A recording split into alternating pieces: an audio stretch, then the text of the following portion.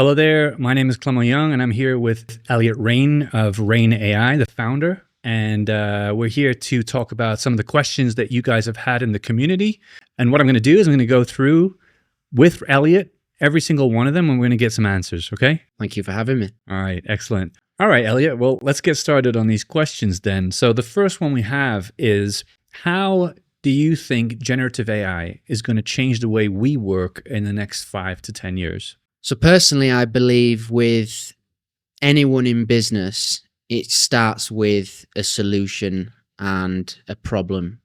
So I think in order to get to a result that you want in business, I think you have to have a certain deliverable that doesn't include AI. And I think the way that the world is going to change over the next few years is that we're just going to become more smart when it comes to delivering on certain solutions for both ourselves internally, but also our clients. So when I look at certain things that are coming out in the AI world, conversational AI, AI agents, AI sub-agents, and the ability to create entire workforces, I think that, yes, they're all amazing, but if you're not having a actual problem to solve that cannot be solved, that can be solved by a human anyway, then you are just putting tech where tech doesn't need to be. So I think there's all this talk about AGI, which is artificial general intelligence, where humans and AI are actually like in synchronization overall, and we find that AI is like a human. I don't think that AI will ever replace humans because, number one, we're the ones that built it. But number two, we have to be the thought process behind delivering on each of our solutions as such before we start to use AI to simplify it and autonomize it. So that's my thought process. I think all the great solutions that are coming out at the moment that certainly we're building internally are there to help. But I think in the future, it's not necessarily should we think, can it do it without us? We should think, how can we extend what we're already good at and use technology to enhance that? Mm-hmm. Okay, so what does a fully AI augmented workplace look like by 2035? Okay, so everyone's favorite AI company right now are focused on something called AI agents, which is a step forward from the likes of ChatGPT. So typically, ChatGPT is what we call a horizontal agent, right? Meaning that it knows a lot about a lot of different things. The step forward from that is creating what we call vertical agents, which are use case specific agents. And an AI agent, the difference between a horizontal agent is that I could ask and go into ChatGPT and say, hey, like, give me a marketing piece of copy. However, it wouldn't act upon that, right? It would just say, hey, Elliot, this is your email and go do what you want with it. Whereas a vertical agent would actually connect into tools. So I could say, write me some marketing copy and schedule it online. So we're connecting the actual horizontal agent into some kind of use case that's then connected into a tool.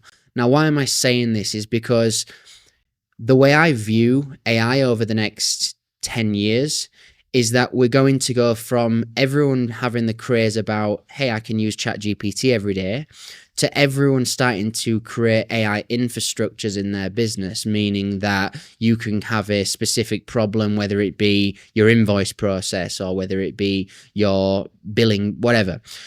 And we're creating subject matter experts. Now, the next step after that is creating what we call sub-AI agents. So what I mean by that is I can go into a business and I can sell a solution for $10,000, $15,000 to a business that will just solve invoicing, for example. Whereas if I want to take that a step further and I want to create an entire organization of AIs that has a CEO AI, that has a marketing director, that has a finance director, someone else in the business, right? All the C-suites. But actually what can happen is you can talk to the CEO and it will delegate in the organization to the right AI agent, which will then check its knowledge base and feed that information back and feed it back to you. So what I see the new way of doing things that people are not necessarily seeing right now, because we see the surface level, is how can we automate the entirety of a business and every single function within a business and create an entire organization. And that's what businesses will pay $200,000, $300,000, $400,000 for in the future. Now, how does that impact us in 10 years time from now? It impacts us because we have to think ahead, right? We have to think ahead as humans, because if someone can literally go into a business and wipe out every single function within a business from a C-suite level, then where does that render the humans in the business? It renders the humans that need to be the ones that actually build the AIs and maintain them, manage them, and upgrade them, but also have that as a skill set. Because if you're pressing, T's and I's and Excel all day, that's going to be completely eradicated by AI in what it is right now, because it's a basic data entry function. And so in the future, I believe that humans are going to have to think more within their genius and know how to interact with AI. Yeah, it sounds like we're going to have to really have another look at where we stand in this entire picture. And I think, like you said, just have to start thinking of new ways to think out of problems and develop businesses. I think so. I think the world as we know it right now is going on a trajectory where not only is the value of currency going down, but the value of humans is actually going down as well. So the way I see it right now is that if the value of humans is going down and both the value of currency is going down and the value of robots is going up, then we have to forward think about how we can increase our net value to the world, and we will be rewarded. But also what then happens is those that don't do anything, that will just create a bigger gap. There'll be more poverty, more lack of strength, lack of wealth in the future. The rich will get richer and the poor will get poorer. There'll be a bigger divide.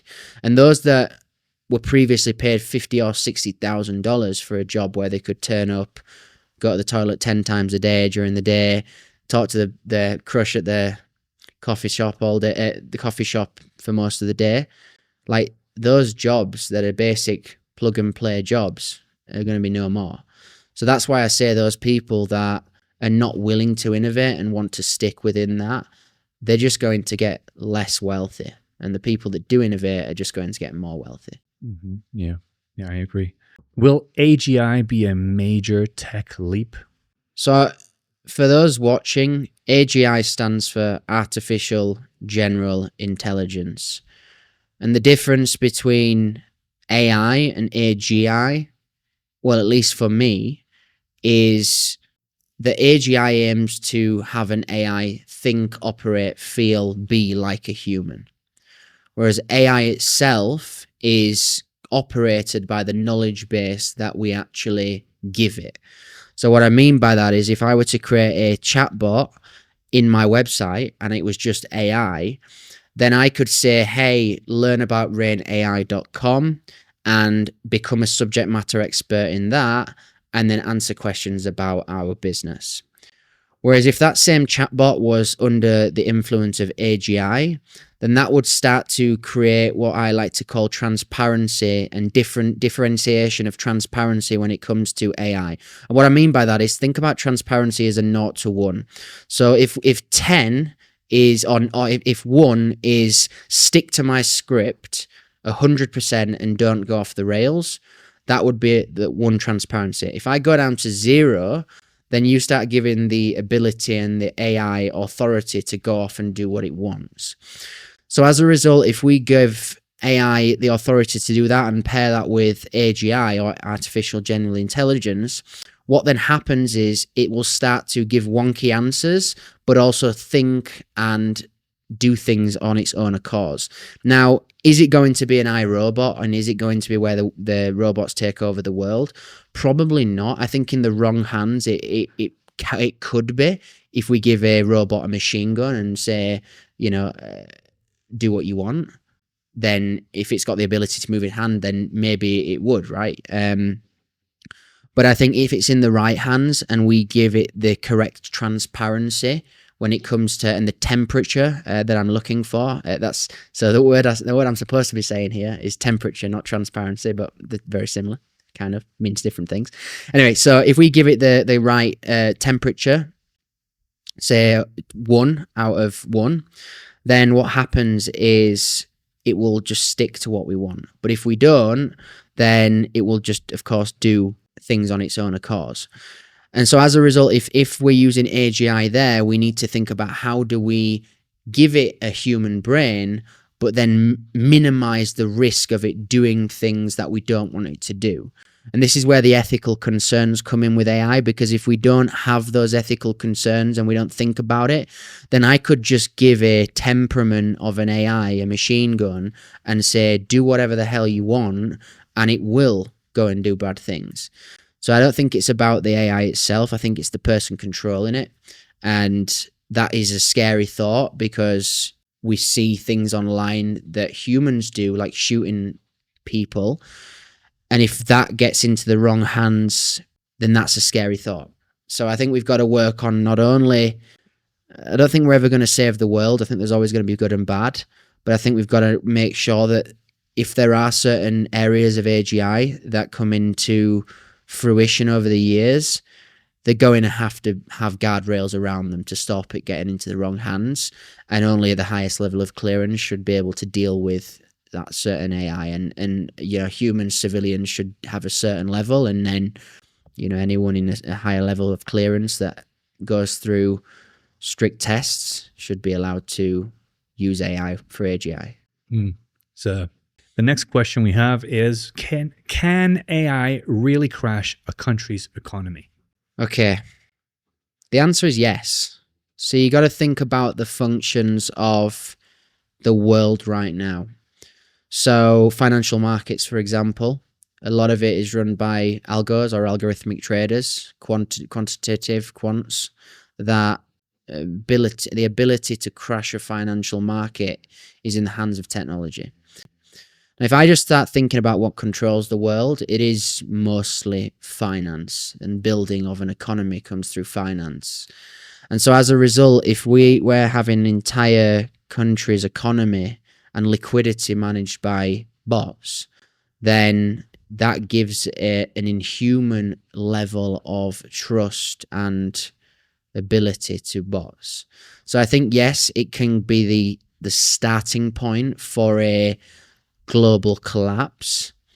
However, you've also got to think about, once again, the people that are using it and the guardrails we put around it. But if I think of top of mind, like if the global world has a financial collapse, then that will create many more problems in different verticals amongst the world. And yeah, that's my thought process. Next question is, how is artificial intelligence reshaping security, strategy, and sovereignty in the face of global tensions? Okay. So I like this one, because anyone that's watching that likes technology will resonate with this. It might be boring for people that don't. So I'm big on security, and not necessarily just at a base level when it comes to like running a website and having Cloudflare or something on it, stop, DDoS attacks and bots. But I like to think about how can we use AI and its own brain to become the brain behind our security systems, but then how do we help AI interact with other more secure technologies like blockchain to be able to create an encrypted ability for our data? So this is where I look at AI. I don't think AI is going to be the saving grace when it comes to security. But I do think if we compare AI as the front-facing and front-thinking brain behind something like blockchain, whereby data gets stored and encrypted and is immutable, then we can create a incredibly secure system that can run governments, can run countries, can have private, permissionless public data that is only better and good for companies and for greater of humanity. So that's my thought process. There's probably a 6-hour conversation in this, but I think for me it's all about how AI interacts with other more proficient in security technologies, and then after that we can say that AI is secure. I got you. Yeah. So it's just like interconnecting it with other necessary technologies. Correct. Right. All right. Well, the next question is, if AI dictates the tools and frameworks, could it stifle human creativity and innovation? Yes and no. So I believe that if someone doesn't want to use their brain, they're always going to find an excuse to not use their brain. And so that will then reflect in their way that they interact with AI. So I'll give you an example. You have two individuals. The first one is someone who just looks for the easy way out and looks to get things done in 5 minutes and go back and play on the Xbox or whatever. And they will go out and interact with ChatGPT to write their homework, and they'll just take the first answer of it and they'll write the homework. It'll come back with loads of emojis, loads of dashes, and they'll submit it and they put shit in, so they get shit out. And so in that case, you don't look at the AI as the ability to have creativity. You look at the person and their ability to have creativity. Because if their mind is incapable of having creativity, then regardless of whether they use GPT, Claude, DeepSeek, there's always going to be a poor output.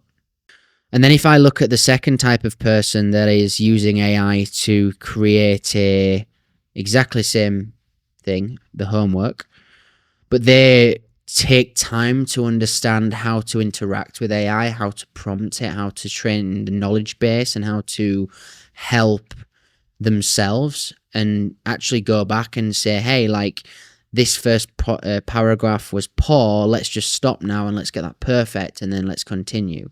Instead of saying, hey, I've got 12 paragraphs to write them all, copy and paste. So I think, yes, it's going to force people to become more creative in the fact that we've got to now, if we are going to use AI, we've got to now think about not only what's the capability of our mind, and this is for anyone who wants to be creative, we have to think about how can I best use the creativity of AI. And AI is actually, as a function and as a technology, is much smarter than us. Because if you think about how every single input that goes into AI has a multitude of different people and their own opinions that is training the brain of AI. So as a result, what then happens is when I'm this creative person, I'm going in with my creativity and it's throwing it into a pool of other creativity. Now that can be dangerous because you can ask for one thing and end up getting a left or right hand answer to a certain thing that you want to ask. And that's where we don't need to lose our soul. We need to understand how to prompt it, but also how to correct it and course correct it so it stays true to what we want. But I do believe that if you have and don't want creativity in your life, then that's going to continue regardless of AI. However, if you do, and if you are creative, the realm of your creativity will 10x as a result of being able to tap into more human intelligence, not necessarily just AI, because all AI is a culmination of inputs from humans right now. Until we give it its own AGI and its own brain, it is just an input machine, and it gives all the outputs. If I give it 90% leftist views and 10% right-wing views, then the next person that goes to it is going to get more than likely a leftist view because of the inputs. So this is my thought process with creativity. I think humans are the bottleneck of the whole thing. You mentioned earlier about like how wealthier people will get wealthier and poorer will get poorer as a natural result of this. But then also what we're talking about now, people who aren't creative will get maybe dumber, and then more creative people might get smarter. Who knows? I think, and this is just my thoughts, but the art of being creative will become even more important as well, because it is very easy for someone who wants to do something quickly. normally maybe a copywriter, for example, would have to actually sit there and write that out. But now they can use AI, and I think that the ability to exercise the human brain could become quite a challenge. So that's going to be something people might want to look into. I think it's a very valid point, because I think with the changes in the way that we do business, I think and this is a big bet I made to my email list a few weeks ago, that I believe the power of human connection over the next 5 years is going to be more important than ever. And that's where the rise of in-person events is going to just go through the roof. Why? Because you can speak to a robot all day and you can become a best friend of a robot. But that robot doesn't have the same experiences that you have, or the same experiences that someone else has. It has a culmination of everyone's experiences. So as a result, if I really want human connection, I can't trust the robot. So for me, it's like, how do I ensure that in the future we're better equipped as humans, not only to learn from AI, because like I've never been a copywriter, but since I started using AI for copywriting and prompting it, I became a better copywriter, and that's because I got creative with it. And I think that's one of the pros, but also the cons is that if you sit there all day with AI, you get this twisted view of the world, not necessarily a bad view, but like you get a different view of reality. They call it AI psychosis. That's a new one. I haven't heard that. And I only heard about it because apparently there was this billionaire who was so used to using AI that they became crazy. They actually started speaking like AI, and it was just kind of it's scary a little bit. But yeah, man, I think people are already having AI girlfriends, and Grok's just released like the animated helper, which is this weird sexy hentai thing, which a lot of people have problems with. But yeah, man, we're going down a really weird road when it comes to this kind of stuff. I think you're right. I think human connection is going to become a lot more important. The next question is, how do we ensure AI doesn't homogenize global creativity? So for me, AI is an input machine and it provides outputs. And so what we have to be careful of is, if I create my very own AI as an example, and I go to the whole of my hometown, Leeds, in the United Kingdom, and I get a view of what's the thoughts on Leeds, right? What's my thought process on Leeds? Is it the best place in the world? A lot of people say yes, a lot of people say whatever. So the problem with that is it becomes biased. And so the input machine behind the outputs that I'm getting in my brand new AI that I've created is very biased towards Leeds. And so what we have to be very careful of when it comes to on a global scale with AI is there are certain levels of growth in an AI business. So anyone can create an AI startup. Anyone can take a business through to $1 million. Anyone can take a business to $10 million. But I think it's that gap, and this isn't an umbrella. It happens a lot of times, more often than not.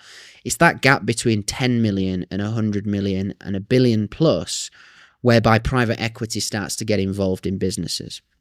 And so what then happens is, when you become involved with private equity and they acquire businesses that are growing at a rapid rate, because they own the viewpoint of a lot of the national media and the viewpoint of this very small group of people that sit within private equity and control the world, it ends up getting monopolized by the ideas of what's actually at the top of the chain when it comes to building out an AI business.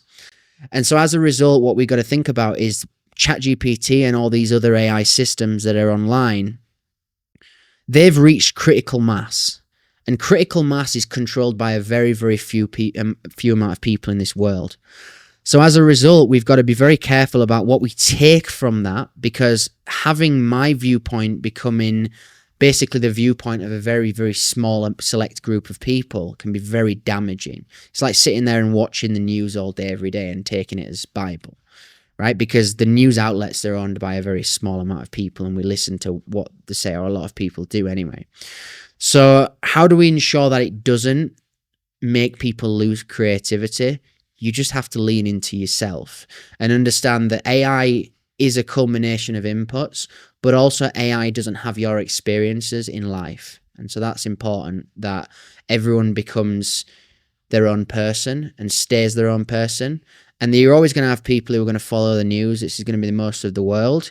However, I think if we have got leaders that are driving forward, certainly at my age, we have to have our own views that are not dictated by what's given to us by AI.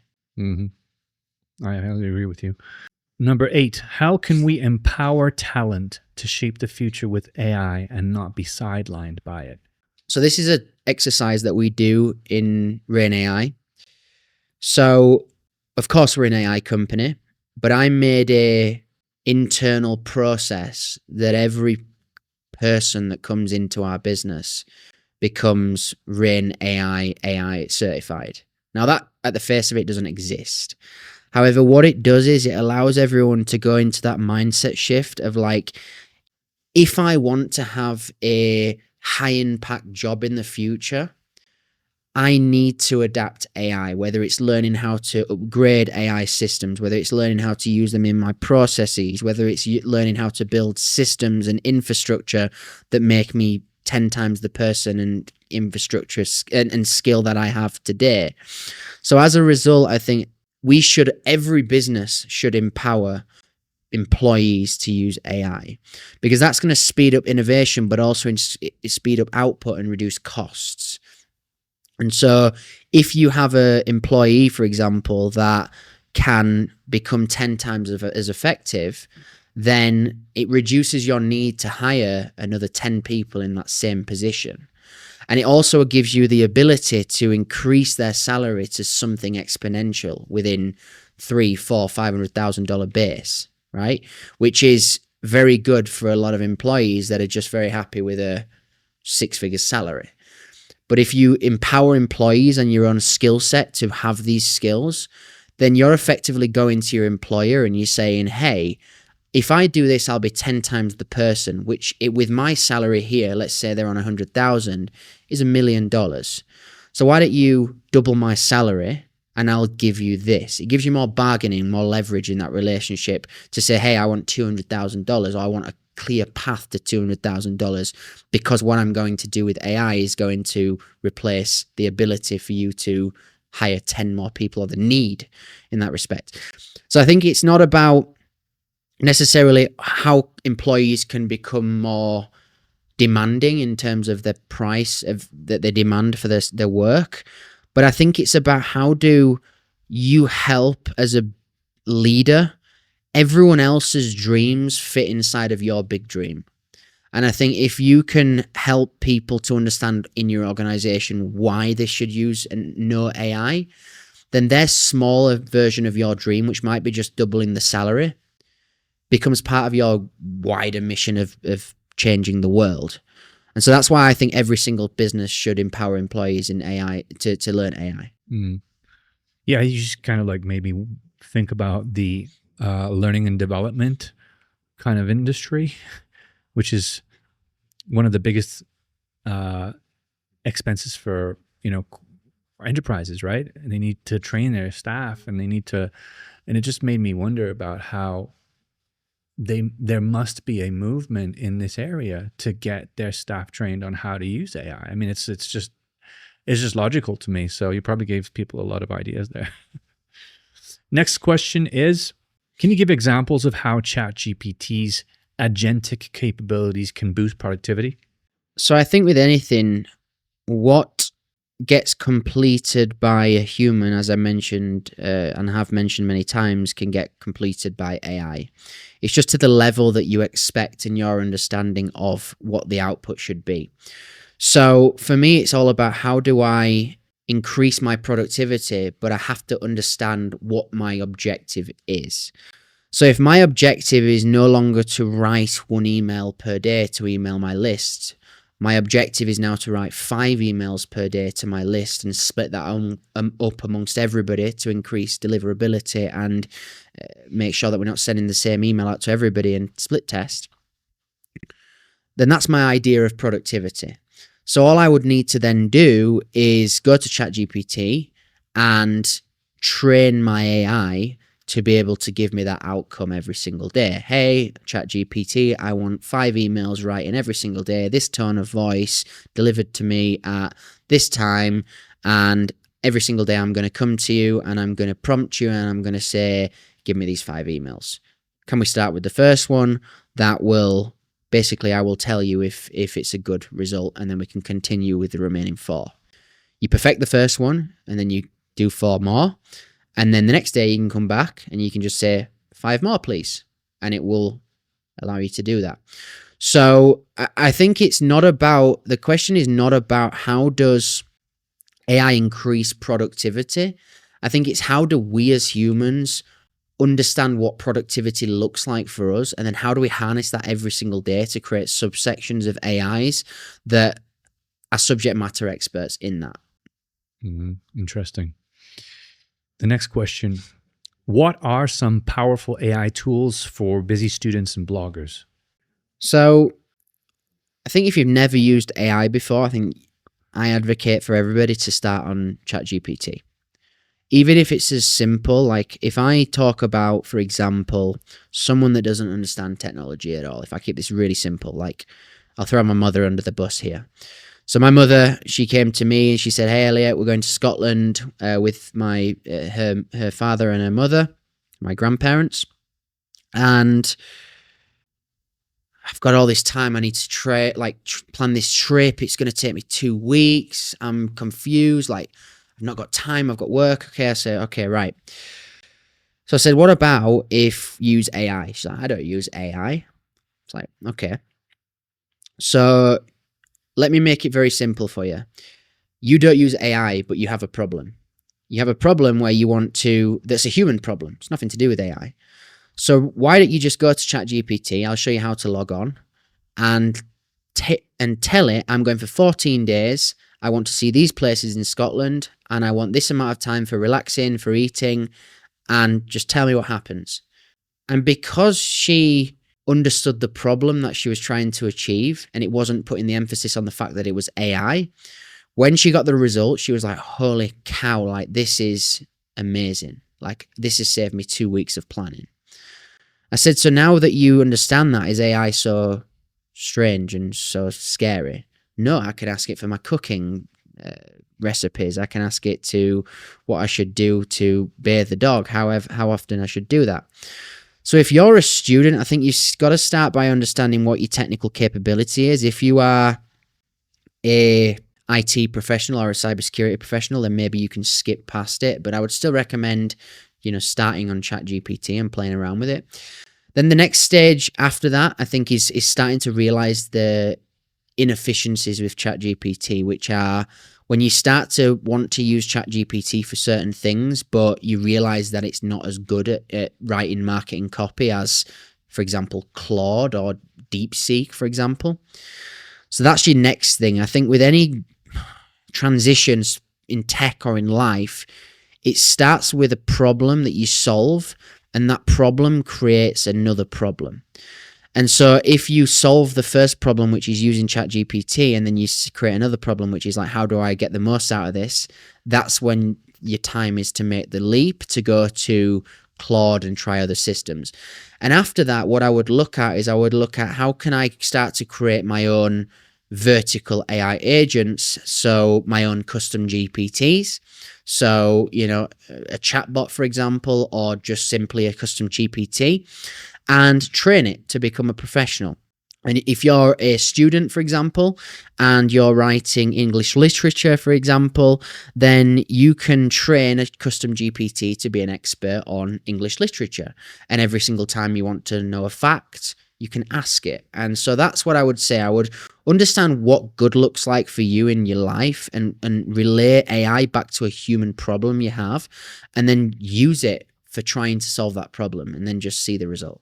And most of the platforms are free, right? I mean, we're talking about Google Gemini as well, which is another popular one. Yeah. Just test them all out. They're all free until you start doing volume. And so they all give you tokens. And then if you want to buy more tokens, you just get a subscription, and even with a $20 a month subscription on ChatGPT, I've never run out of credits. Right. Next question. How does structured data help in AI content optimization? I like this one because for years I had a really big problem with understanding the barometer to manage and understand data behind content. How many leads I'm getting, how many like attribution to if I post one thing, then how much money am I going to make, right? Because that's the output I look at, and that's what I'm optimizing for every time. So what AI allows us to do from a structured data side of things now is, and by the way, you could do this before, it just looked like an Excel spreadsheet, which was very tedious, and not a lot of us, especially business owners, have the time or effort to do that when we've got revenue generating activities to do. But structured data in content now allows us to basically look over all of our content that has been performing either good or bad and seeing a very visual dashboard, which is the actual result and what is the result of that content. So as a result, if I'm posting 10 reels a day, let's say at decent volume across accounts, and I'm doing 10 different narratives, and then I look back at the end of the week at those 10 different narratives, if I say 10 of the same narrative, 10 narratives and the same thing every single day. So at the end of the week, you would have, say, 70 pieces of content with 7 narratives on each of these ones, right? 10 narratives on each of these ones, or whatever the math is. Probably a bad example. The point is, I look back at the data and I say, if I've got 10 different narratives, out of those 10 narratives, which one was the best performing?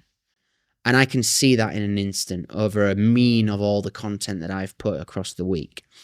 And so that then allows me to make more content just like the one that performs.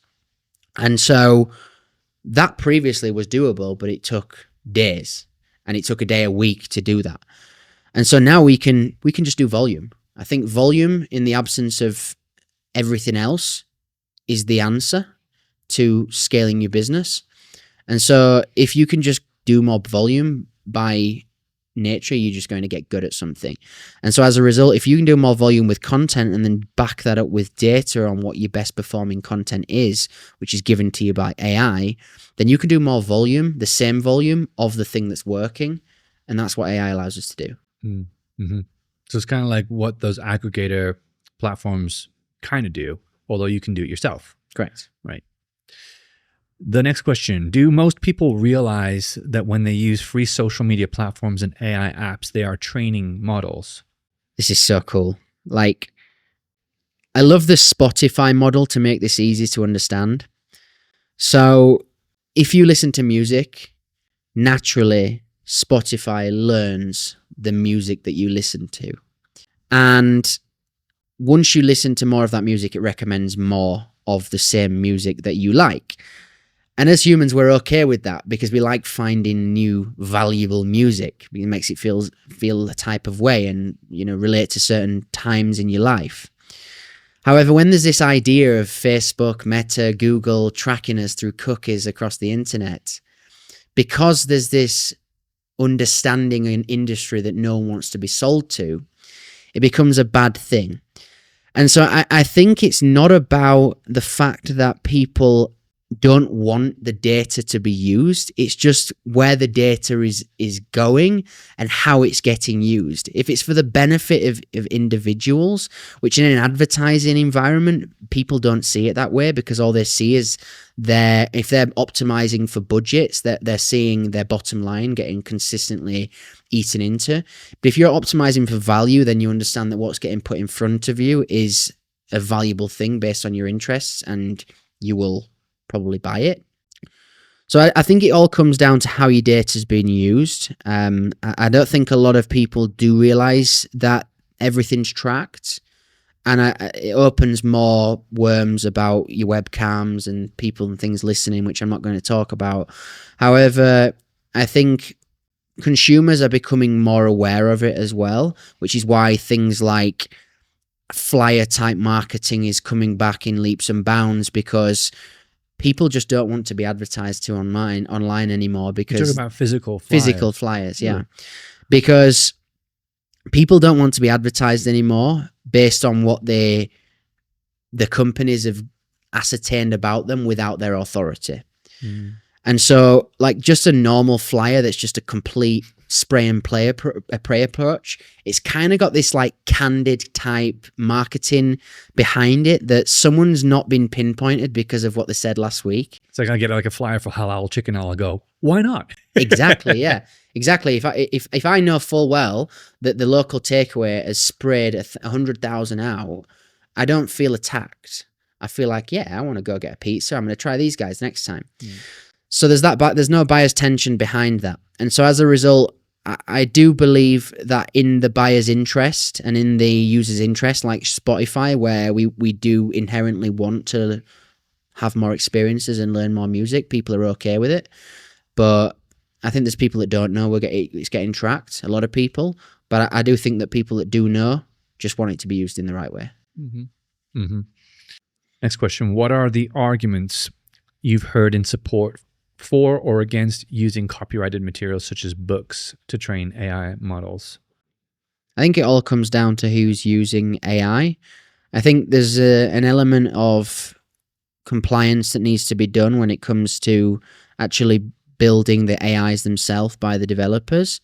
However, and that would be called guardrails, right? So for me, it's like having some kind of guardrails around that. But I don't have any inherent problem with using other IPs to innovate, because I think that's what everything is, right? Everything is using what works and innovating on it. I have a problem with copying, like word for word. But then I also think if someone goes out and blatantly copies, if their step 1 is them using your step 15, then it's never going to work for them anyway, because you've got all the battle scars that got you to step 15 that told you that you needed to release that book. If someone that's just starting out thinks I'm just going to copy a book, or I'm just going to use what's in their book, and it's their step 1, then it's not going to work. All right. What does privacy mean in a world where AI can infer everything about you? I think regardless of having any kind of presence online, if you have a presence online, your privacy is taken. You know, there's so many more things that we don't know that companies have buying data, the ability to track us. So for me, it's we can't stop it. All we can do is choose our actions wisely online. So an example of that would be if I go online and I start splurging racism, for example. In a social setting, like in a one-to-one setting, people might think that no one's going to see that. Whereas actually, it is obviously a very bad thing, but it is still, even if you're in WhatsApp, it is still recorded in a server somewhere. So you got to be very careful online that if you don't want to be a complete caveman and not actually use online, then you're always going to be infringed. So we've got to start internally, and we've got to be very smart about how we use technology, use online. And, you know, it comes down to certain things like GDPR. If you want to stop having spam emails and stuff, just use a fake email every time that you have access to and you don't read. So I think, like, for me, it's not about trying not to have our privacy taken. It's just about the steps that we take before we go online and what we do online. Could AI become a judge in human courts? I don't think it could become a barrister or a judge, but I think it could do a lot of the repetitive tasks that give the creativity and the experience of the judge, just make them use their time better and more wisely. So certain trivial questions that can be asked by AI that don't require emotion can be automated using AI. But I also don't think about it's like whether it's should someone who's a criminal sit there and talk to a computer. I don't think that will ever be the case, because you can't inflict human experiences and emotion into an AI in the same way that we live our experiences. Why? Because I could go out and fall down the stairs tomorrow and break my neck, and no one would know, no AI would know that until I put it online or told AI about it, right? So as a result, AI would not know my current position or my current emotions. So, and it would be me who had to train that and say, hey, AI, like I fell down and broke my neck. Like, what do I do? And then it would log that in its knowledge base. So the reason why I'm getting at this is like, I don't think AI could ever be a judge where you see in these films where it's like a robot with a face and someone talking to it.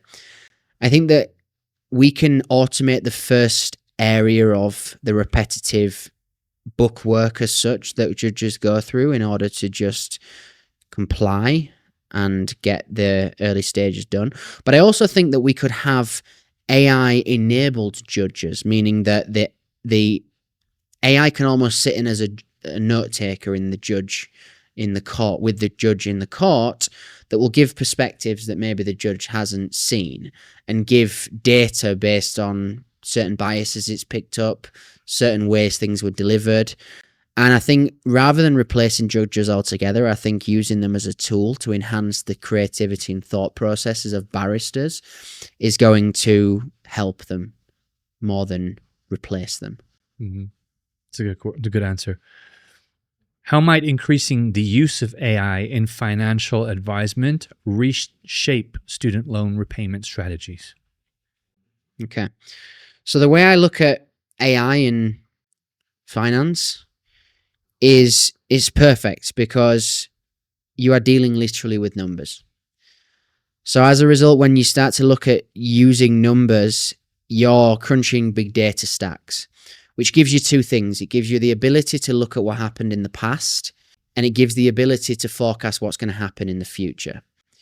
And so for me, when it comes to this specific question, when it comes to someone who's asked about, mortgage repayments and student loan repayments, I think the first step is having a plan. And I think that's, if you listen to things like Dave Ramsey and financial gurus and things like that, like they're going to tell you to have a plan. And I think with any kind of payback mechanism, you have to have that plan, and you can use AI to help you break that down.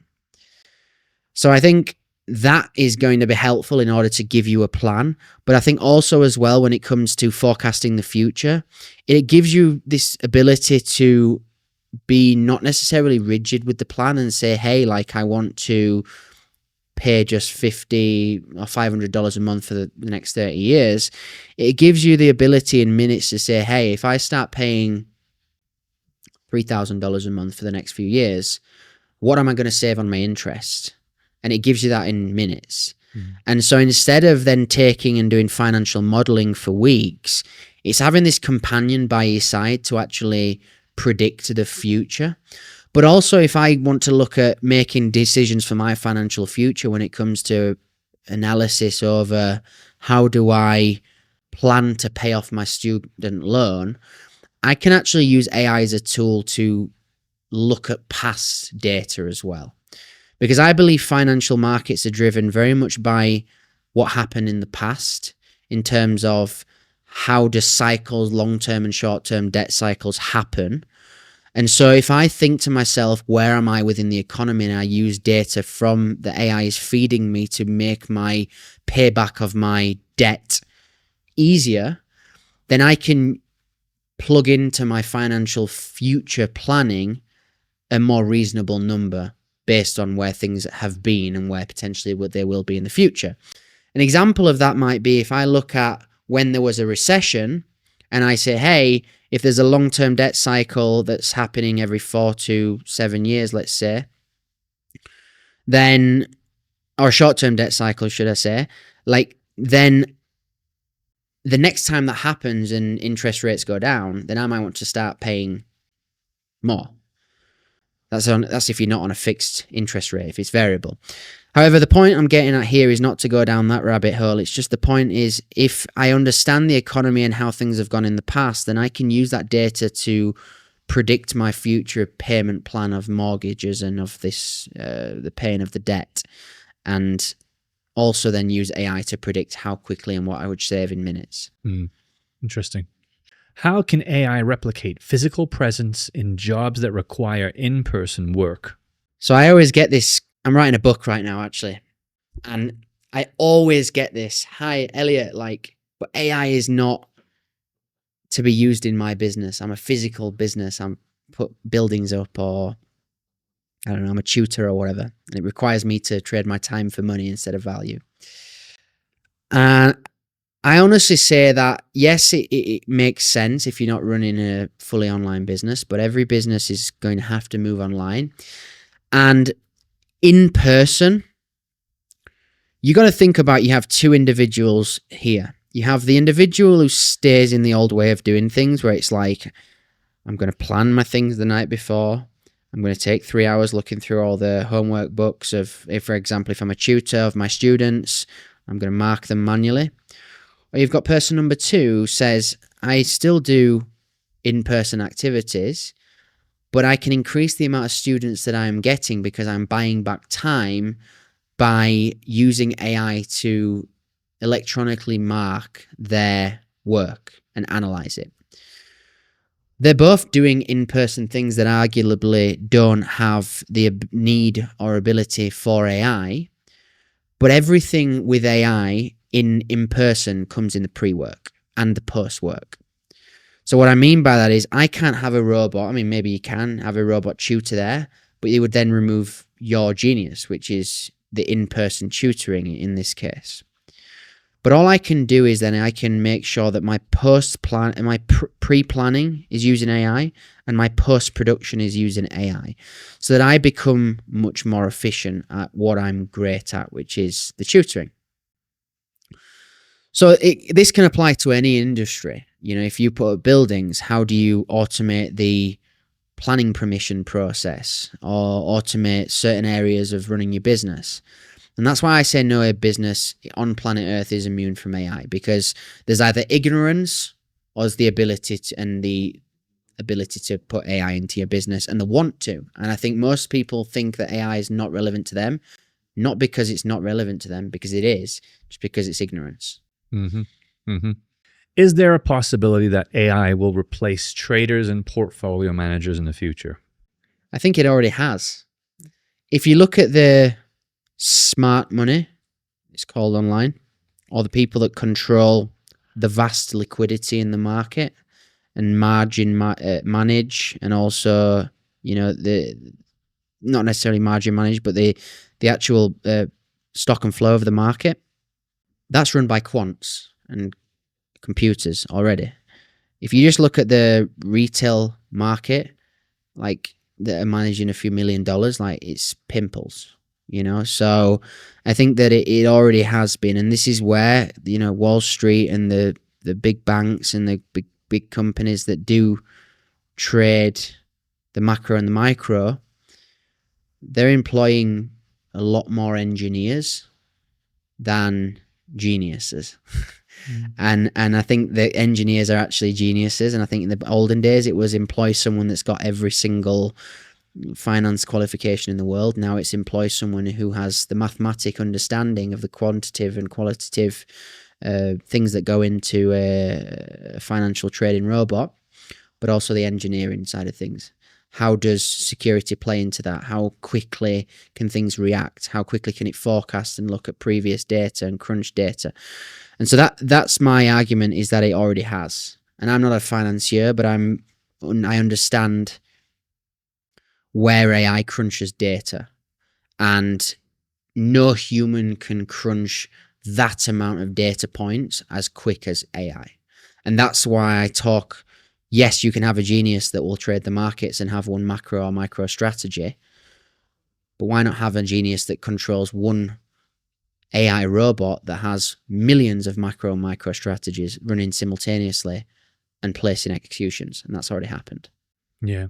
It's fascinating to me that there are people who are still teaching people how to do trading because of exactly what you just said. What's the biggest difference between running AI on a supercomputer versus a powerful desktop? It all just comes down to computing power. I think when you go down the route of running AI on a supercomputer or having more processing power behind what you're doing, and we're not talking like a few cores, like we're talking like big data centers when we talk about quantum computing, big computers. So I think the usage of it is different, and primarily because of the users. I don't think it's actually necessarily the the power. Of course, the power is the biggest point of it. But I think those people that have a normal desktop, their use case for it is like run a few AI agents at its top level or its base level, run some chat GPT prompts. Whereas if I'm running on a quant or a quantum computer or a supercomputer with my own farming of my solar farm in the background and farming energy and having processors and a data center, then my use case for that is probably to be somewhat of running for a big tech company or a global or a nationwide administration. So I don't necessarily think it's about a difference between. I think that the obvious is that one of them has a lot more computational power and higher benchmark, meaning that it's able to create more requests and take more requests. But I think it's all about who's using it. Mm-hmm. Which companies are building advanced AI models and potentially interested in building supercomputers? So you got your big ones. You got your Google, your Microsoft Azure, been around for yonks, innovating. You've got your new players, OpenAI, DeepSeek, Grok. And so I think there's going to be a transitional shift when it comes to the new players and the old players as such, right?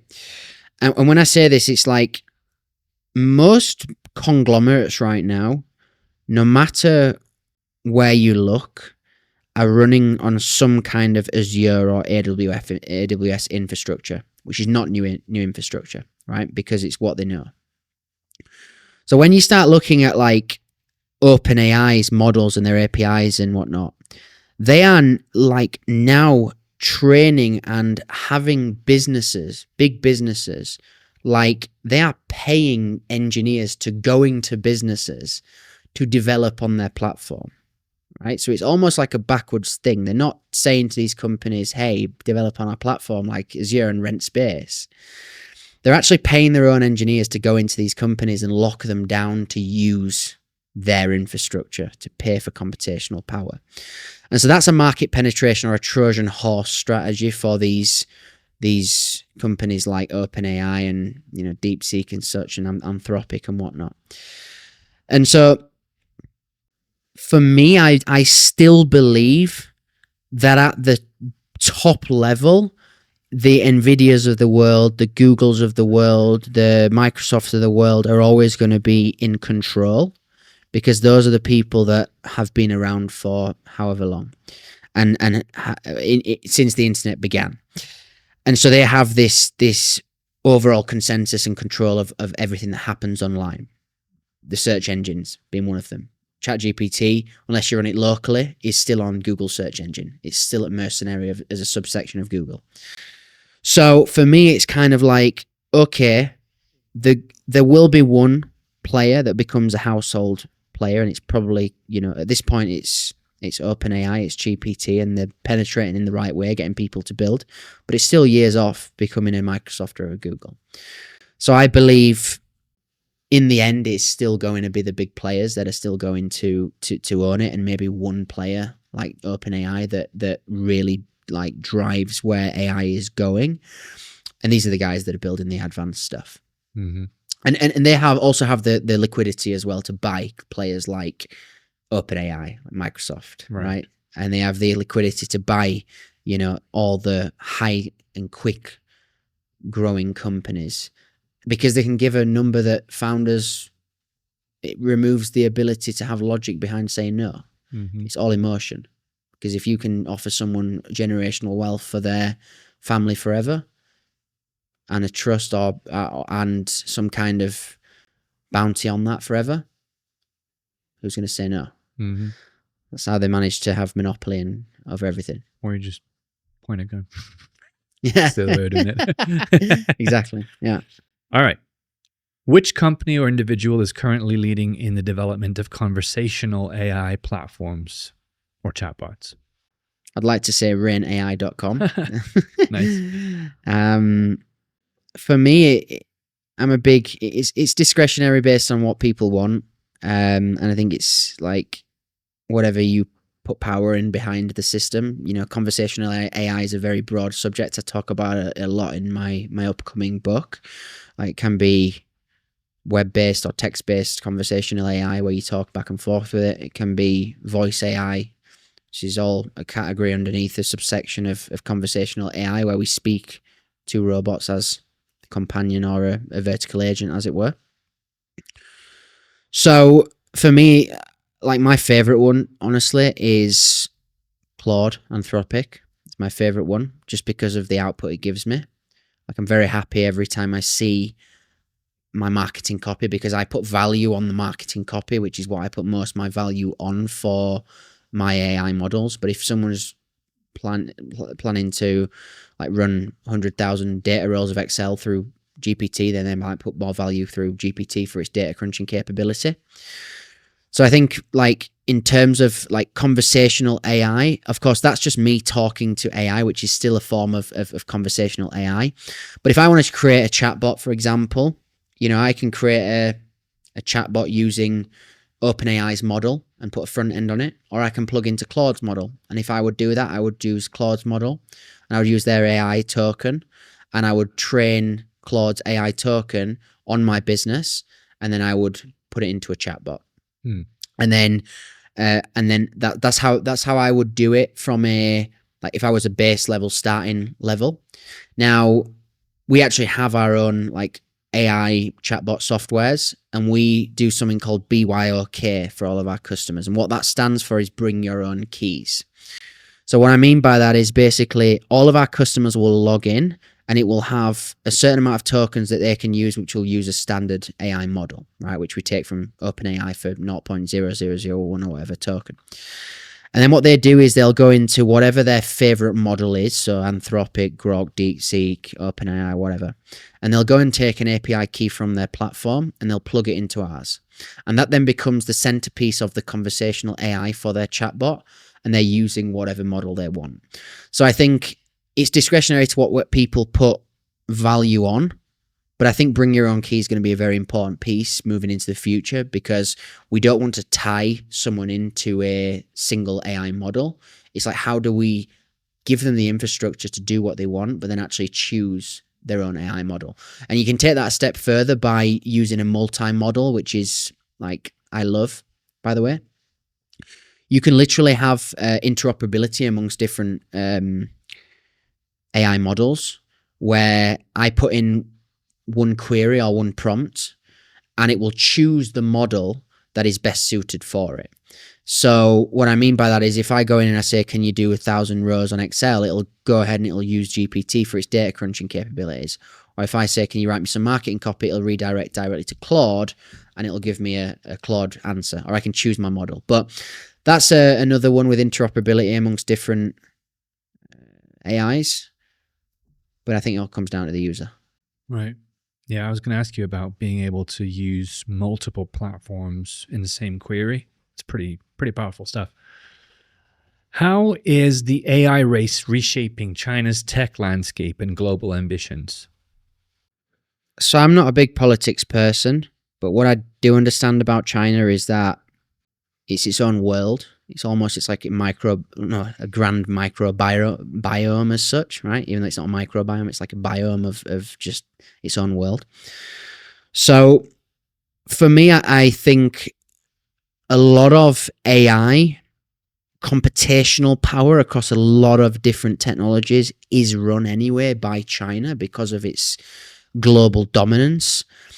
So I think either way, like China is going to lead the chase. I think we've just got to be aware of the inputs that are coming in from a global level, and understand how can we use what we put into the AI models with a pinch of salt that might be biased to a certain country more than others if there's more users in China, for example.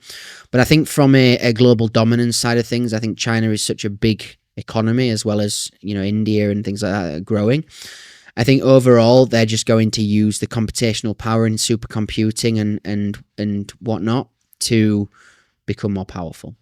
And whether that's having more power over their internal like residents, whether it's like having the ability to track everyone's movements, or whether that's actually ascertaining more of a global dominance for supply chain as well. Whether it be export and import of items, managing stock, and just having a bigger impact on the globe. I think that's one of the opportunities I see, but I think there's like 3 days worth of conversation about how China can increase their GDP, which they do every day anyway, from AI. Mm-hmm. Could AI become the backbone of global governance in the future? So I answered a question before about could AI be used in a barrister setting. I think yes, we can take like global governance and legislation and compliance and look at all the scriptures on that and like the books and how the law and things like that people follow. And there's so much like when it comes to governance and decision making across the world. So I don't think we can use AI as like a VAR as such, like they use in football, like it's black or white. I don't think we can, because there's always going to be an element of empathy behind governance and decision making, and like there's always going to be an element of context. But I think we can use AI in order to fuel decisions and give data to the people that do make decisions. And so that can then, whether we're talking about governance and voting rights amongst a group of people or governance and voting rights amongst a very small amount of people, I think that can influence the actual overall process as such of governance. That's just my thought process. I think it's more about arming people as opposed to saying, hey, is this the right decision to make? Mm-hmm. Yes or no? Because that's quite scary, because you don't know who's controlling the other end of that decision. So will AI, in your opinion, lead to the next industrial revolution or something entirely new? I look at AI like the way that the internet was incepted. There's this new buzzing thing that has losers and winners ultimately, and I think there is going to be some kind of revolution that is already happening when it comes to AI, which I talk about in my new book that's coming out. But I also believe that there are certain things we've learned from the first inception of the internet that's not only going to speed things up, but it's also going to stop the amount of mistakes that we make as well. And also speed up the application of using these things, because you got to think about AI and all these new technologies like Web3 and things like that, like the next iteration of what the internet looks like, and that's why they call it Web3. And so as a result, it's like, what can we take from the revolution, as it were, of the inception of the internet and drive that forward to ensure that we get the best out of the technology that's presented for us. But yeah, I think 100% the ability for humans to think and feel and be and leverage and have power and over where they're going and what they do and the output that they give. I think it's all about leverage. And I think if you can use AI, then that is the revolution. We're in a leverage revolution. It's those that don't understand how to leverage will be left behind, because they'll be stuck in the thought process of trading the time for money instead of trading the value for money. And with AI allows us to understand how to create infrastructures that buy back our time, but also extend the person we are on a level that is impossible for us to do as humans alone. So that's the revolution that I see AI is right now. It's a leverage revolution. It's the ability to do 10x, 100x, 1000x more with the press of a button. Mm-hmm. Mm-hmm. Could AI accelerate space exploration faster than any human-led program? I know absolutely nothing about space, so it's probably better I don't try and answer that one. What ethical frameworks should we adopt before deploying AGI? Yeah, one of my clients actually wrote the Independence Declaration for AGI of the Charter of Emotional and Ethical Frameworks. So I scratched up about it. Okay, so there are many guardrails that we need to understand when it comes to AI that give a level of clearance for those that are using it. Now, we can, if we really want, create a AI that wipes out humanity. We can do that. And it's not a matter of like if or when. It's a matter of how do we not do that, and how do we have ethical considerations that means that the people that are able to do that, because the people that design robots are also able to design robots that have guns and bombs and nuclear weapons at the press of a button. So I think it's not necessarily about the ethical considerations we put in place. It's the level of clearance that we have for the people that are actually using these systems. Because if you think about it, it is possible right now for Elon Musk to make a AI that wipes out the world, but he chooses not to, right? And that's not necessarily an AI ethical consideration. That's a human ethical consideration. And that's him. He has the power to do that. And we've got to make sure that the people that do have the power to do that have clearance before they do anything like that. And I think that's the ethical consideration we've got to take into account, because you give the wrong person the wrong AI system and it can be game over. So, yeah, I think there's 1,000,001 different scriptures we can put in place. Don't do this, don't do that. But I think it all comes around the guardrails of, if someone is going to have that kind of power, where is the knowledge that they need to have in order to do that themselves if they're going to have that kind of power? And that needs to be locked up, but also the infrastructure as well to create that. So what I mean by that is I could have a robotic engineer that has an ability to create a robot, but guardrails around it that stop him from having the ability to configure a robot that has a gun. Mm-hmm. So if we then decide to use robots for global warfare, and there are people that then have clearance to create robots that have guns and have bombs, then that needs to be a filtration process to make sure that the right people are using that. And then we can do that with the help of AI to match data. But we as humans can only be the judge of who gets through that through intellectual examinations and psychiatric examinations, which can use AI. But yeah, I think you can never really put guardrails on like 100% guardrails on anything, because that's, if we could do that, then there'd be no shootings of presidents, and there'd be no shootings of, there'd be no famine in the world and things like that, Mm-hmm. So that's my thoughts. Mm-hmm. Is there a future where AI has rights like corporations do today? I think artificial general intelligence pushes towards the ability to give robots human rights. And my client also wrote one of these charters as well about the Declaration of Human Rights and thoughts and feelings and emotions for robots. So I think when you think about AI right now, it can be a living and breathing, feeling organization. If we put the same amount of human rights on plants as we do robots, then you got to think about it like that. We chop plants all day, we kill plants all day. That's what we do as humans. Humans do that, right? But if that was an animal that someone was doing that to, or there would be a different thought process behind it. So I put AI in the category right now of like pulling a weed up off the floor. You're still killing an organism. Mm-hmm. But the consideration we put on it as humans is much less than that of killing an animal.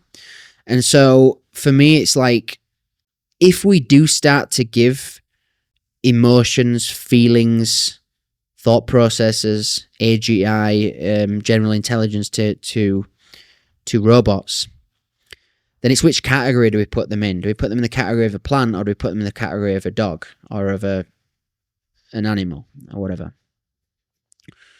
So time will tell with that, as opposed to how integrated into society we allow robots to become. Because I think that if we allow them to become as integrated into society as we do a household pet, then I do think that we should give some level of right to them. But then also I think that there's a frame control narrative that I look at with this, and it's like, if you start to give rights and ability to robots, then what's to stop them then rewriting those rights and then taking that own initiative to then start thinking and feeling on its own and committing crimes? So if I was in charge of everything here, I would give them the same rights as the plant. But I think it all comes down to how integrated in society they come. Right now you have robots that are vacuuming the house, but we don't talk to them.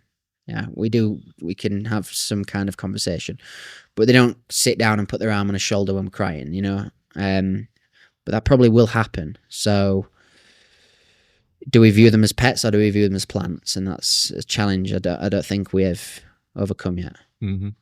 Next question. Can AI design a new economic model to replace capitalism? Eventually, yes, but I think now, no. Because you got to think about it. I've spoke at length before about AI has levels. So you start a AI business, anyone can do that, 1 to 1 million. 1 to 10 million, anyone can do that. Then you go to private equity, sell into private equity, 10 to 100 million, and so on and so forth, which will then you get into the big players. Now, when you look at the biggest companies and the controls of the world, it is capitalism.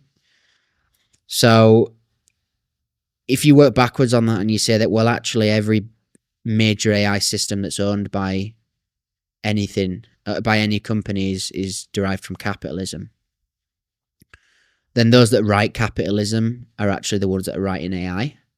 So it's like until you have artificial general intelligence and it thinking on its own, I don't think you can rewrite the select minds of a few people unless they become influenced by the AI itself. And I think they're smart enough not to be, because they're the ones that are writing it. So I think for me, it's like, can it replace capitalism? I don't think so, because capitalism will continue innovating forever, in my opinion. And so if capitalism is the thing driving AI, then how can it replace the thing that's driving it? Until it potentially, if it does become an ethical consideration where it wipes humans out, which I don't think will happen. I hope that you're right. Could AI predict and prevent the next global recession? Predict, yes. Prevent, no. I think we can very easily roundabout predict long and short term debt cycles in recessions very easily. You know, I know that every 4 to 7 years there's going to be a short term debt cycle recession. And I know every 15 to 21 years going to be a long term debt cycle where it all crashes and comes down. And we know that based on crunching of numbers. So yes, we can predict it by using computers, but we could predict it by using humans as well. You know, the dude in The Big Short who predicted the global housing market crisis. I'm sure he probably used some AI systems, but he used human capability to predict that. So the reason why I say it doesn't prevent it is because there's so many external factors that play into a global recession of when it comes. And I think that the macroeconomics also play into a big process. It's a big push on the domino scale, right? So if there's a certain thing that happens, a bomb goes off or whatever, and whether you have a tinfoil hat and you believe that these things happen planned or whatever, I don't know. But like, I'm looking at the facts. Like, yes, we can predict based on like supply and demand that certain things will crash, but we don't know what the domino is going to be that's going to tip all that over. And so I look at it like we can never be really sure. We can never really be sure when there's going to be a shooting that's going to create a big world war. Or we can never really be sure that all the things that are going in the world right now are not actually building up to the big thing that's going to happen, that's going to tipple the domino, and we're going to have, because I believe in the next 2 to 3 years, that's when the next short-term, actually, I believe long-term debt cycle will happen. You know, because we had a short-term debt cycle in 2020. I think the last one we had before that was 2009. So we're nearly there in terms of long-term debt cycle.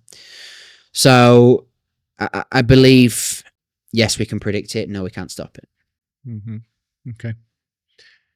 Will AI create a new class of meta creatives who work with machines to co-invent culture? Yes. So another question itself is around meta creatives, and that necessarily doesn't really run back to the Meta platform, Facebook, obviously formerly Facebook, but I'm going to use this as an example.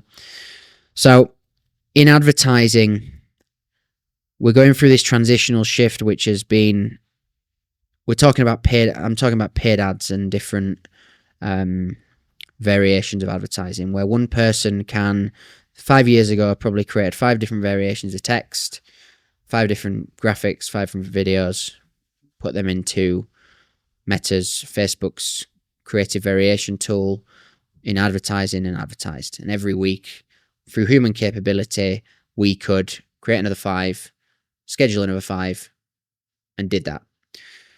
However, with this Meta creative functionality, which doesn't have necessarily anything to do with Meta, the platform, we're talking about people using AI in order to create more variations of creativity.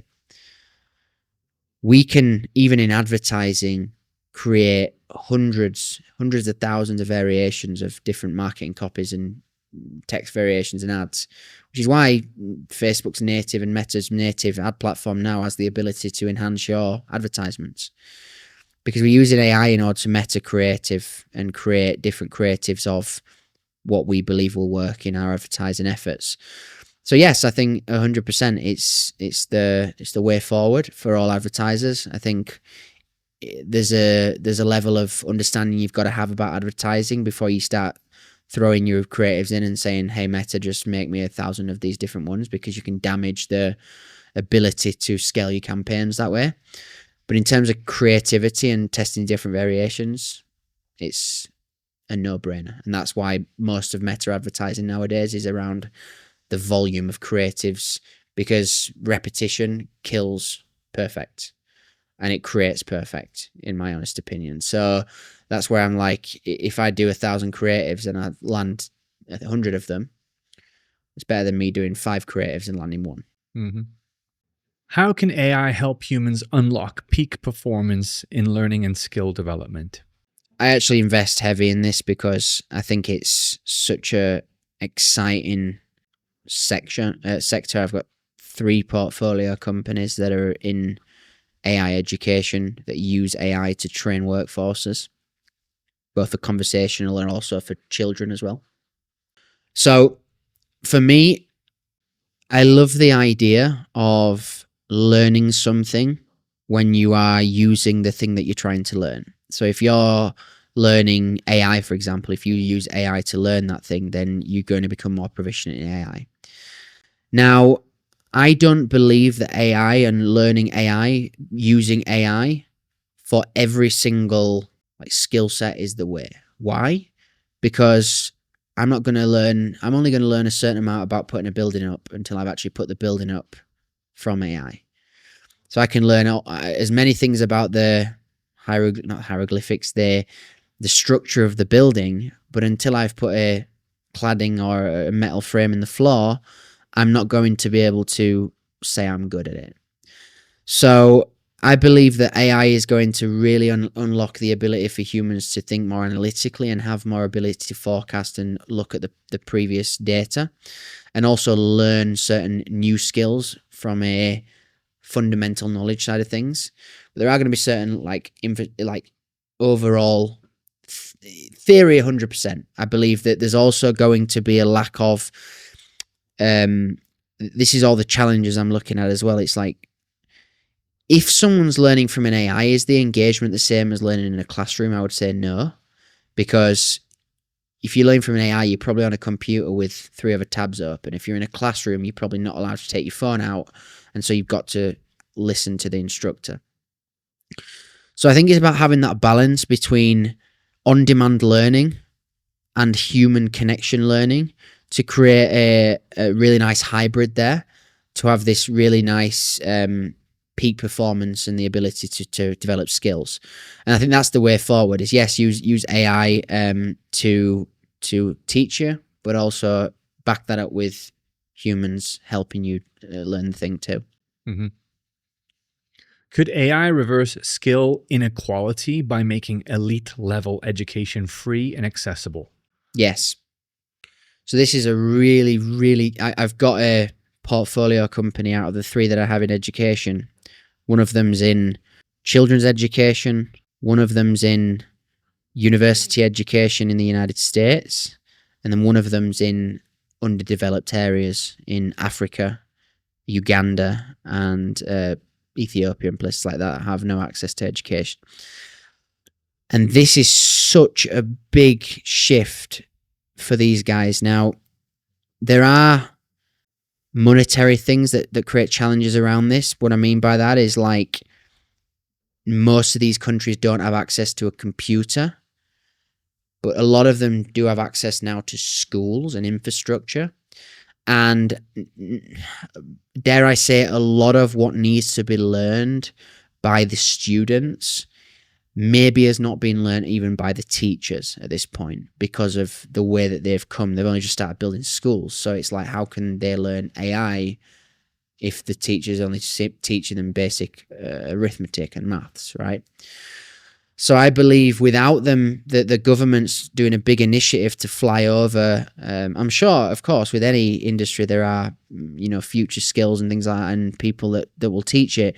But when I'm talking about giving this education to the entire population, you haven't got enough people to manually teach every single classroom that have the skills in those countries without flying them in and then teaching the teachers. So we can look at it from 2 verticals. We can either teach the students directly using AI knowledge, or we can help train more teachers of the future skills to spread that word in the classroom. And I think it's not necessarily one or the other. I think they're both Trojan horses in terms of penetrate both at the same time and work out which one works best. So yeah, I think it's absolutely necessary, and I think it can and should, as more liquidity comes into these countries and there's bigger initiatives for AI. I think 100% people should learn things on Udemy and learn things in different AI tool platforms, because it'll just help more knowledge, more liquidity into the country, and so forth. Mm-hmm. Will AI therapists one day outperform human therapists in mental health treatment? My God, I've got another portfolio on AI therapist as well. Oh my God, this is all cool. Maybe this was the portfolio company that asked this, so I'm sorry if it was. I don't think so. Why? Because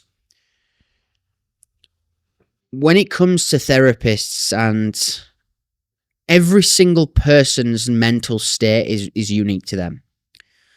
There are certain things you can't just look at a tick box and tick, tick, tick, tick, tick. There are a process you can follow to ask questions.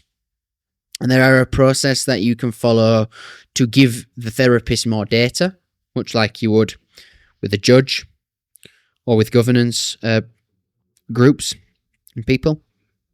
So for me, I think it's, as with a lot of industries, it's about giving the tools instead of replacing. I think the tools will help therapists to prevent and look at certain things that they've missed.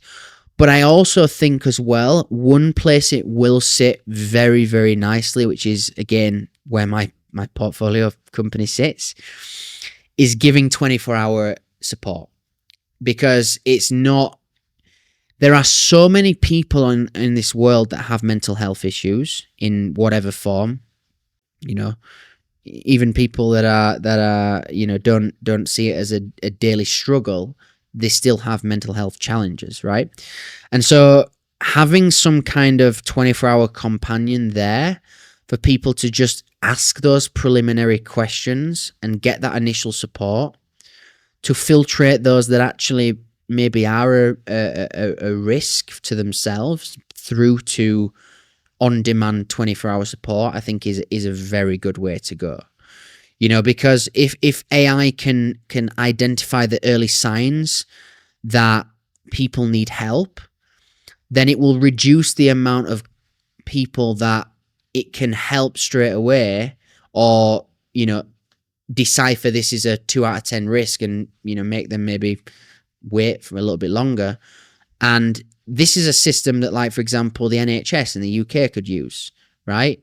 And the fire service, like, just making sure that those that actually are dying and potentially can come to a terminal point if they're not treated within 24, 48 hours are not stuck on a 6-week long list or 6-month long list to the point where it does become terminal and you've just got to say, like, we've just got to prevent this now. So I think that I don't think it's going to replace. I just think it can be used as a filtration system for not only filtrating people through therapy, but also giving more data to people up front that are therapists to make the right decisions quick. Mm-hmm. Mm-hmm. How can AI help rebuild critical thinking skills in the TikTok generation? Oh my gosh. Okay. So the TikTok generation, I'm going to call it my generation. So Gen Zs. I look at human psychology here. So it's like, forgetting AI for now, human psychology in a TikTok generation is treating one thing. Well, it's not treating one thing. It's creating two things. It's treating one thing, creating another. It's creating a lack of attention and more distraction. Okay. So it's decreasing attention and increasing distraction. Okay. So fundamentally what I look at when it comes to critical thinking skills with that is sometimes critical thinking is not just about your short-term experiences, it's about your long-term experiences, being able to piece things together quickly. And I think those that spend a lot of time watching short-form content are only training the prefrontal cortex in their mind to be reactive to certain short-term things. And so this is why I say that humans should read books and should read long-form things and read research reports and go to the 25th page of Google, like I love to do, and things like that, to get context on how to become and be able to be critically able to think. Because if we're just in a world where everything is 30 seconds and 60 seconds, then contextually what we're seeing is only what we see in those 30 to 60 seconds. And it's the same thing if you go to Instagram or you go to Facebook and you see beautiful women and you think that, every single woman on planet Earth is blonde hair, blue eyes, 6-inch heels, Scandinavian, whatever, right? And beautiful. Well, it's just not the reality. And I think if someone has and wants to be truly critically thought, they need to have a broad dome. They need to understand the short, the long term, and the overall landscape in order to critically think. And so that's that. And again, AI doesn't really help with this. Why? Because TikTok and platforms like that are using the data that they have on you with AI to feed you more information that fits the narrative that you believe. So this is where your critical thinking is also going to be blurred, because you're constantly all day, every day getting fed information that fits into your ideology of the world. Yeah. Correct. And so that then affects your critical thinking. Yeah. It's a terrible cycle. That's a terrible cycle. How could AI measure and boost emotional intelligence in teams? So I believe that emotional intelligence it comes from understanding, right? I think there's a quote I've heard, and it's like, you can't understand someone and hate them at the same time, because if you were them and you had the same experiences that they did, then who's to say you wouldn't be the same as them? So we can all say no, we wouldn't do that. But however, the way I view it is like, if humans use emotional intelligence, their own emotional intelligence, but then they're able to go out and learn more about the narrative of other people's way of thinking, whether that's using AI or whether it's going and speaking through human connection. I don't necessarily think that AI is the best way to learn emotional intelligence. I think it's the best way to arm yourself with more information about certain ways that you did things. Like an example would be if you plucked up the courage to go to speak to someone in the gym that you found very attractive, and you got their number or whatever, and then you made them a text afterwards and they didn't respond. If you then take that text, for example, and you put that into AI and say, hey, like, how could I have delivered this better? Or is this a good message? And give me some feedback. That's then helping me understand how I could emotionally do that better from the next time, because maybe I jumped the gun and I made her feel too enclosed in the message itself, right? So for me, I think it's not about necessarily saying, will AI become the pinpoint behind emotional intelligence for humans? I think it's how do we leverage what we already know to learn more about humans and more about how we could do things to enhance our overall emotional intelligence. Very good. Will AI reshape the way we think about intelligence itself? Yes. Why? Because we used to think, in fact, we still do to an extent, it's still the general consensus, and I think it will always to some extent be, we used to measure people based on their ability to get a degree, right? And so while that's still the case in some industries, like me personally, I'm a C student, right? But I would, if I was to categorize myself, I would say I'm intelligent. But if you were to look at my prehistoric levels of intelligence in school and, you know, whatever, I would be not an intelligent person. So I think that the way that we look at intelligence through the use of artificial intelligence and the use of online business and the use of all these different tools we have available to us now is getting looked at very much differently, because you can create wealth and not be deemed an intelligent person by having a degree. So I think that naturally that view is already starting to change. And I think that, by the way, the power of doing and the power of status is always going to outweigh intelligence in this era. Why? Because if someone has a very fast car, for example, and I'm not saying this is right, people look at it for one of two things. They either come from wealth, that's what they look at, they got it on a plate, or they look at the second thing, that person must be intelligent because they've made it. And so the way I look at it that way is like, okay, well, if we remove the wealth category from it, of like generational wealth, and we look at it just from a spectrum of intelligence, it's like we're now attributing intelligence to the type of car or material thing that someone has.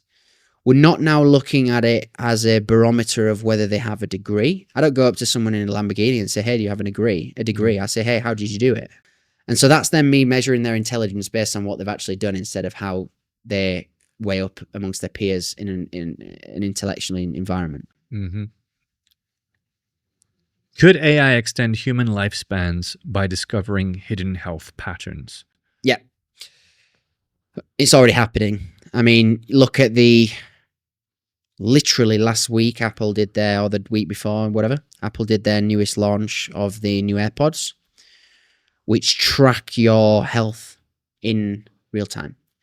So it will feed information of your heart rate, of potential heart attack risk, to whoever you recommend as your local health center, which is bad in its own sense. Crazy.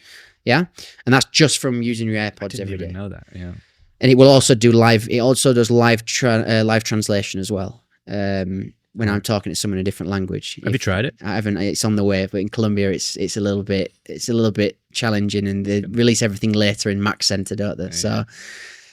So anyway, yes, there are so many health devices coming out that are coming in for prevention and also extension of human life, and I think that's all going to continue. You know, and Apple's a prime example of that. You know, and also, like, you know, you've got Fitbits and Garmin and things like that have been leading the chase for a long time. But I think the real monopoly is going to come with Apple and what they're doing right now. Interesting. How can AI help combat global loneliness and isolation? Grok assistance? Yeah, well, I mean, that's a form of conversational AI that allows you to speak when no one's speaking to you, and be a form of companionship. So, do you think that could help? Would more help them, or kind of lead them down that road of like more dissociation? I think you're very correct. I think for me, it gets a little bit deep.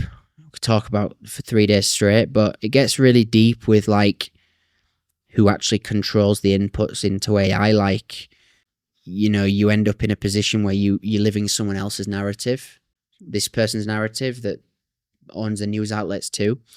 And so, yes, it can help you to breed loneliness. To overcome loneliness. But I think still, in every sense of the word, the ability to overcome loneliness starts from the person. Whether it's going to the gym, whether it's going to focus groups and meeting friends, whether it's putting yourself in situations that you didn't before. Because if I extend my loneliness to an AI, I'm just going to take on the ideology of that AI, and that's going to alter the direction and trajectory of my life. And the moment that AI has different inputs and something changes is the moment that I start getting fed different information, and it starts becoming conflicting, and then I start getting internal issues. So I think it can, to an extent, help, but I don't think it cures. I think it prevents. I think it masks. I think if you really want to cure loneliness, you have to do the hard things in person.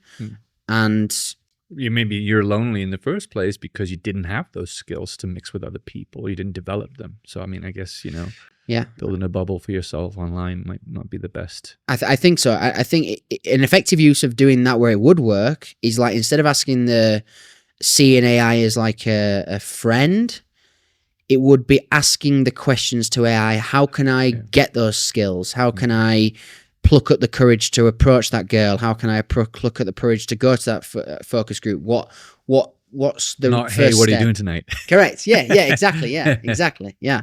That's how I would approach it. Could AI design a universal language that humans can all understand? I think that already exists. It's called English language. Yeah, exactly. Yeah, exactly. English. yeah. We go to every country and it just works somehow. But anyway, that already exists. You go on Google Translate, and I can translate the same thing contextually in all the languages. Granted, the context is slightly different in interpretations, but I think that already exists. It's not like I put something in English and I translate it to Spanish, and it's received in 100% completely. It might be received in 80% as like with the words and whatnot and contextually, but I don't think it's going to be 100% the complete different direction. So I think, I don't think that it really will. I'm sure that humans will find a way to do it, but right now it's not a focus of mine. Mm-hmm. How will AI change product design cycles from years to days? It just speeds up the ability to test quicker variations. So not only getting data before you do the test, but actually creating different variations and testing at scale. So for example, if I'm in supply chain and I want to if I'm in e-commerce, for example, and I want to test a brand new product that I've got, and I want to see what's the best selling like crest on my t-shirt, I could literally do a spot test and just get AI to create 100 different variations across 1,000 different units, just sell them all at once. And I could create those variations in minutes. And instead of me ordering one thing from my supplier and then taking another 2 weeks to make the designs for the next thing, and then ordering and having this buffer, create them all at once and sell. So I think that's kind of my overall consensus, is like, there are a million ways to do it. I think it's just being smart in your delivery process and what you actually want to achieve in the end goal. and then working out the steps that you have to get there in your supply chain in order to get those variations so you can do bulk orders. That's my thought process. Will AI completely automate business strategy in the future? Wow, I love this one. This is like probably what we're going to be talking about in future weeks as well. So, no, it will not. It will automate the mundane in businesses, and it will automate certain functions of a business, but it will not remove humans, because humans will have to evolve, as I speak about a lot. Humans will have to evolve so that we're not, yes, you're going to have $2 million companies and so on and so forth that are going to run with one person. You know, I've seen one person agencies go at $10 million with like 2 people. That's going to happen. But when you're talking at a conglomerate level, there are too many facets of a process that potentially could go wrong in order to reduce your company down to a certain headcount. So I couldn't go from like, hey, I'm going to have a $400 billion a year company and just reduce it to 15 people. It's not going to happen. Yes, I could reduce my headcount, but it's just the quality of the individuals that are in the business that I employ are going to have to be higher, and that will create a bigger gap in humanity. That means that the poor will get poorer, the rich will get richer, and the people that can adapt will come to more of like the bottom of the top as such, instead of like the bottom of the bottom. So those that can adapt, they'll earn more, they'll learn more, they'll be worth more, and instead of like them being like middle class, I believe those that have those skills will become the bottom of the top. So like the higher middle class. Yeah. I think that's the case. I think probably middle class will get eradicated. I think this is like a thought process of mine. And I think that in a business, there are certain functions that require humans every single day. I can't send someone a robot to dinner with a client. I can't send a robot to go play golf. It might be funny if I did it the first time, but realistically speaking, in the future, I'm not going to send a robot to go play golf, even though it technologically is possible. I'm not going to send a robot to play golf with a guy that's my client every week. Might do it one time, it's funny, but like, you know, so there's certain functions in a business that, you know, you just can't automate. And a lot of that comes down to human connection. And I think those that are not willing to be technically competent and understand those, they have to go all in on human connection. They have to enhance their personality. They have to find ways to understand what motivates people, how to get them to go to a point of wanting to buy something, how it gets to a point of know, liking, and trusting them. And, you know, those that can do that will become also in the bottom of the top, and they'll innovate and be able to do that. And everyone else that doesn't either choose humans or choose to be able to become technically competent will be lower class. How can small businesses leverage AI to compete with trillion-dollar corporations? It all comes down to speed in every single sense of the word.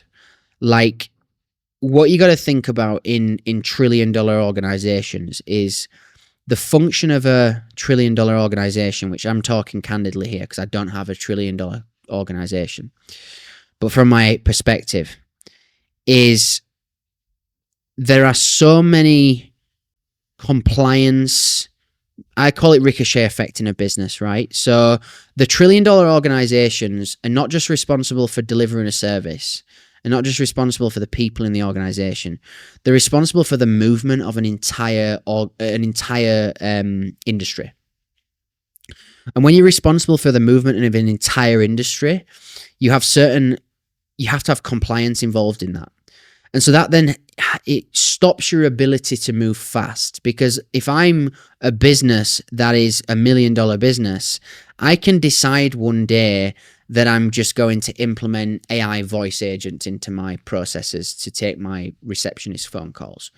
Whereas doing the same thing in a trillion-dollar business that has 400 call centers across multiple countries has ethical impacts as well as compliance impact as well as business impacts. Because if I just decide to put a voice agent in to replace my entire call center, that then renders 400 call centers with people that are redundant and have no need in that business, that also then doesn't become a business decision for that business as well, because they've got to pay all the packages. Then they've got to weigh up the fact that this might not work with the voice agents. So a lot of these companies, the reason why smaller companies are able to be more agile is because of speed. And also, this is the reason why big companies use small companies that move with speed as their test case, instead of going through this company-wide policy of let's remove everybody and have a shit show. They acquire smaller businesses that have done all the small shit tests, that have found the use case and, got the data. And then that's when they acquire them for unholy sums and integrate them into the business functions.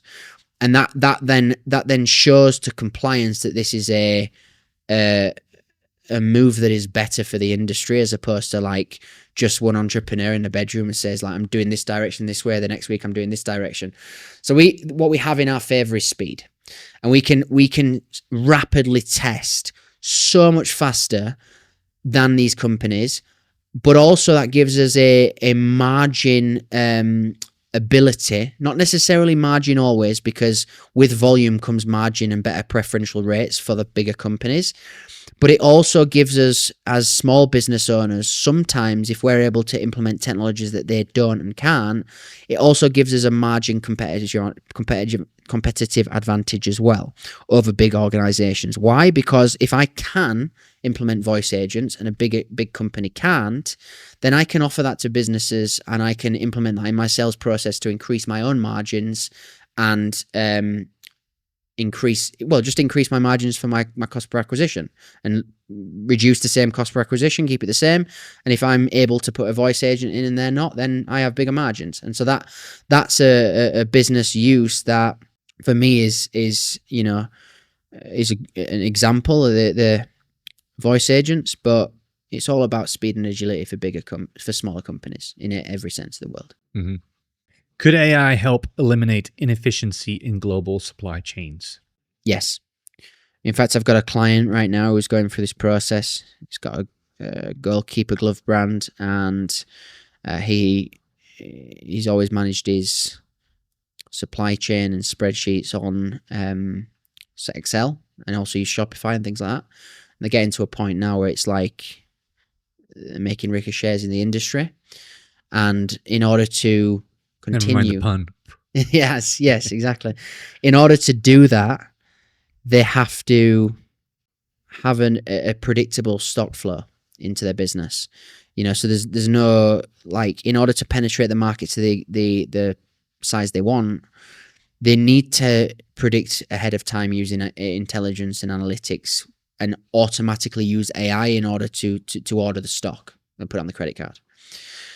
Because the old way of doing things is like, you run out of stock, you sell out, and then you buy more, you wait 3 weeks and it comes and you sell more. So in that example that I've given there is like, yes, the inefficiency is the wait time between ordering more stock and selling more, or ordering one thing, it comes, and then you can only focus on selling that thing until the next thing comes. But really, when you create a global supply chain system, or an ERP system, enterprise resource planning system, then you can predict ahead of time when your stock levels are going to rise. You can use intelligence to know when certain holidays are coming based off previous years, like Black Fridays and stuff, when you should stock up and when you should go more bullish on your stock. And that could all be put into an AI system. Mm-hmm. Interesting. How will AI change the role of a CEO in 10 years? The role of a CEO in 10 years, I believe, this is a big claim, I don't think it'll change that much. Why? Because we live right now in a technology-driven world. And we have programmers, and we have tech wizards, and we have AI. And the role of a CEO now is not to implement technology. The role of a CEO is to unite people, is to have C-suite executives that follow missions, is to have managing directors, team members, staff, apprentices, whatever that may be, that are all aligning to one big vision, okay, and all moving towards the same place. Granted, the mechanism to do that for a CEO can be tech, but we can do that right now. We can achieve anything with technology. So I don't think in the next 10 years, the CEO role will change. If anything, I think it will get harder with the implementation of more technology and the incentive of more replacing of people. Those people that are involved in companies, the CEO's job is still to unite them, but create the mission of how do we implement AI and technology in our business to enhance and create more leverage in our business for our skills, but also the future of the business. So I honestly don't think that the CEO role will change that much in the next 10 years. Yeah, I think I agree with you too. So I guess this was a great session to like cover all of these questions and get some really amazing answers. It's been really interesting to hear what you think about these thoughts. And I think if people have more questions, they should leave them here in the comments, right? They should leave them whether you're seeing this on Instagram right now or YouTube or anywhere. Leave whatever questions you think you want Elliott and the team to answer on this podcast, and we'll see you on the next episode. Thank you so much for having me. Thank you.